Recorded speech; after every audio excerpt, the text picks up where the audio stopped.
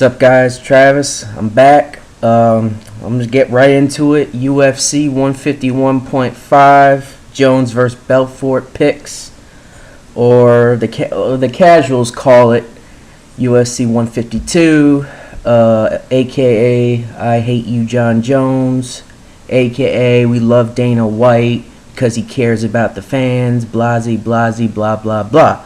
All right, let's get down to it. Facebook prelims: Charlie Brenneman versus Kyle Noke. Brenneman just better wrestler. Noke well-rounded, kinda. Whatever. Brenneman's wrestling is gonna dictate this fight. 3 rounds, unanimous decision. Brenneman. Mitch Gagnon versus YL Watson. Both these guys never going to make an impact in their division. They're exciting, but they're never going to amount to much. Mitch Gagnon, he's a good one-round fighter. What he showed in his last fight with Misha Tate's bitch, whatever. I forget his name. Brian something. But after the first round, he gasses out pretty badly. YL Watson doesn't have that problem. If YL can get out of the first round, he should take this. I'm going to say a late second, early third round submission for the Gazelle. Seth Baczynski versus Simeon Thorson. Rob Kaz 3000 broke this fight down pretty much the same way I'm going to. Thorson, on paper, has the better skills, but Baczynski is a big fucking bastard for welterweight, and he's probably going to win this fight due to his big bastardness.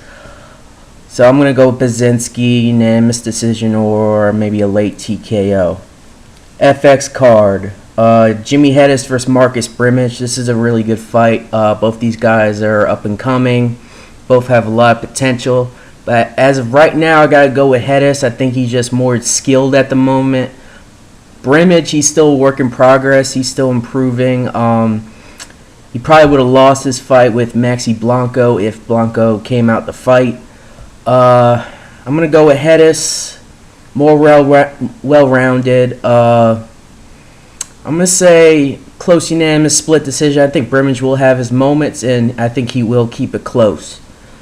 In case you're wondering why I'm looking over here, my phone is showing me the fights, just making sure no one pulled out due to injury. Next fight: Lance Benoist versus Sean Pearson. I mean, it might be an exciting fight, but these guys are never going to make an impact in their division. I'm going to go with Benoist. Late TKO, unanimous decision. I think he has the better chin. Pearson doesn't have the best chin in the world. But Benoist, he doesn't have a lot of power, but he's a good striker. I think he's a guy who could definitely go down to lightweight if he wanted to. But I'm going to go with him, unanimous decision, or a late TKO. And what's next? TJ Grant versus Evan Dunham. This is a really good fight. Very underrated fight. And I think it's a somewhat important fight for the lightweight division because, at the moment, until Gilbert Melendez comes over, they need contenders.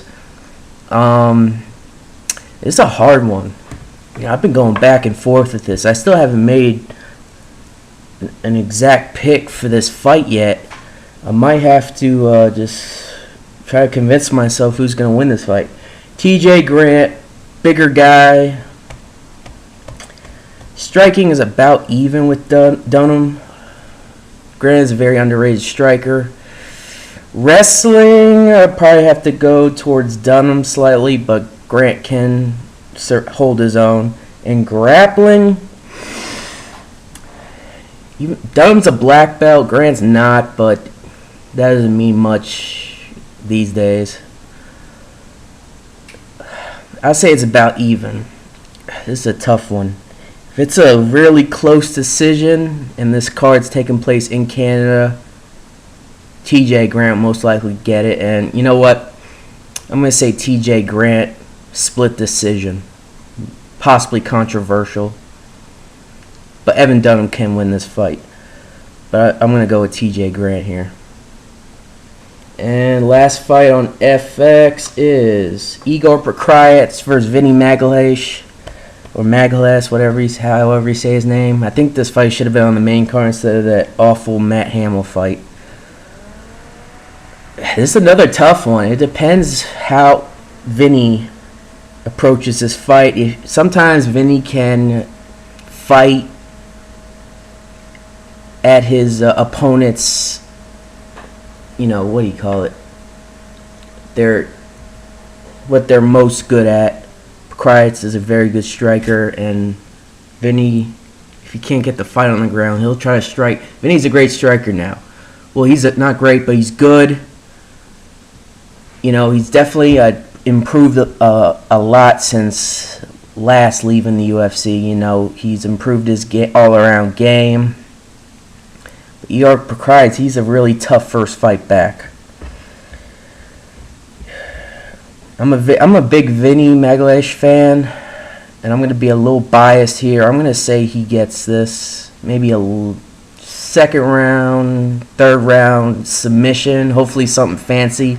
Maybe I want to see that seated triangle choke he did in M1 Global a few fights ago. That was really cool. So I'll go Vinny Magalhaes by submission. All right, main card, Cub Swanson versus Charles Oliveira. You couldn't pick a better fight to start off a main card. I mean, this fight is fight of the night.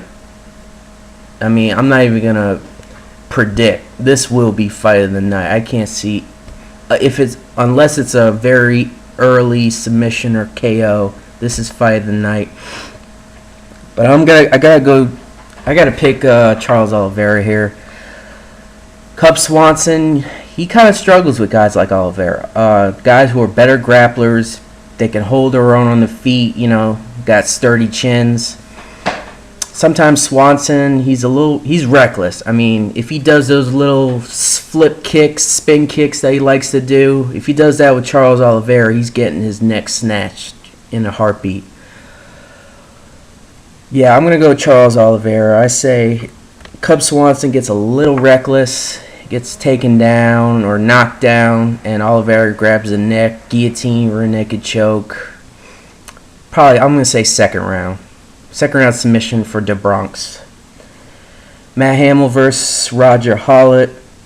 Roger Hollett is a mediocre fighter, not UFC material, and it's a late notice fight. Matt Hamill making his return. Fair play to him. Not the best fighter in the world, but, he does have a good story. Matt Hamill, late TKO decision. Moving on. I really wish Vladdy Matyushenko stayed in this fight, because I thought Vladdy was going to handle Matt Hamill. What's the next fight? Michael Bisping, Brian Stann. All right. I'm picking Bisping. It all depends how Bisping approaches this fight. He needs to stay out of Brian Stann's power. He can't get hit with any of his power shots. I don't think Bisping... he doesn't have a bad chin, but Brian Stann is a powerful striker. It's pretty much it's power versus technique here. If Bisping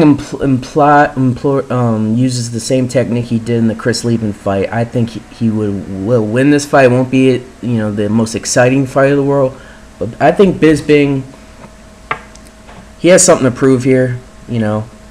American fans they hate him for some reason. I think he's a great fighter. People just hate him because he's British. If he was American, they would love him here. Fact. I'm not saying Brian Stann can win this fight. He can knock out Bisping if he got the chance. But I think Bisping's gonna use his more well-roundedness. I think he should try to take Stann down, use his underrated wrestling skills, his underrated grappling. I think he's just the more complete fighter than Stann. Stann only has heart and power in his hands. Bisping is a better kickboxer, better boxer. He just needs to stay on the outside, pick his shots, jabs, maybe counter strike. Just stay out of Stan's power range. Don't start a brawl with him. And I'm going to pick Bisping. I'm going to say maybe a close unanimous split decision. And I'm sticking to it. Co-main event. Demetrius Johnson versus Joseph Benavidez, a.k.a. the midget with gigantism. I don't know if you guys know, but Benavidez started a Twitter beef with Bisping for some reason, and they're like 5 divisions apart. You know, Benavidez was like the one guy out of Alpha Male that I could stand. But now, I mean, those guys are just good fighters, but they just rub me in the wrong way. As for this fight, Benavidez is just the better fighter. Demetrius doesn't have, better wrestler, Benavidez. Better striker, I say slightly Benavidez. Just all around Benavidez. Demetrius is a tough bastard. I don't think that he's going to get put away. I'm going to say Benavidez wins the 5-round unanimous decision and becomes the first UFC flyweight champion.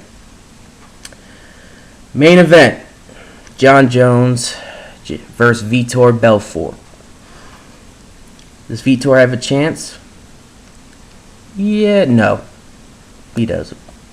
I mean, even if he does the old Vitor Belfort with the hand speed and tries to rush him like he did Vanderlei back in the day, John Jones is not going to fall for that. He's going to take Vitor down. Yeah. I think John Jones is going to do what he wants here. I think he's going to keep taking him down. Ground and pound, elbows, late first, early second round TKO knockout, John Jones. Yeah, that's it. No, it's not the best video in the world. Been gone for a while. I told you guys the beard is, or the goatee is coming in nicely. Got a lot of gray hairs here. That's what being married and having a kid will do to you. I'm about to shave some of this off though. It's getting a little itchy. Giants, another 4th round comeback, doing their thing. They play the Carolina Panthers Thursday. A lot of shit talking gonna happen that night. I'm gonna go to Buffalo Wild Wings for that. Alright. Hopefully this card comes through. It feels like MMA hasn't existed for a while. It's like, what is it, like 5 weeks since the last card? I mean, these days that's an eternity. We'll see how it goes. Peace.